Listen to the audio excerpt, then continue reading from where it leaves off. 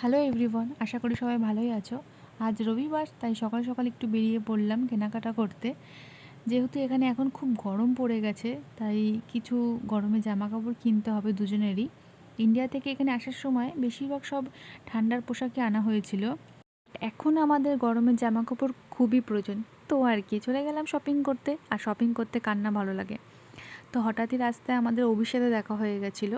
অভিও সেখানে যাচ্ছিলো নিজের জন্য শপিং করতে। তারপর ফার্স্ট আমরা চলে গেলাম ছেলেদের কাউন্টারে। আকাশ আর অভি কিছু শপিং করলো নিজের জন্য। আকাশ দুটো টি শার্ট, একটা শার্ট কিনেছে। আর অনেক চেষ্টা করেও বেচারা নিজের পছন্দ মতো একটা প্যান্ট পায়নি। আর আমি যেখানে গেছিলাম শুধুমাত্র হেল্প করতে, সেখানে আমি 3টে টি শার্ট, একটা ওয়ান পিস কিনে ফেলেছি। মানে আমি বেশি শপিং করে ফেলেছি, যেটা হয় আর কি মেয়েদের ক্ষেত্রে।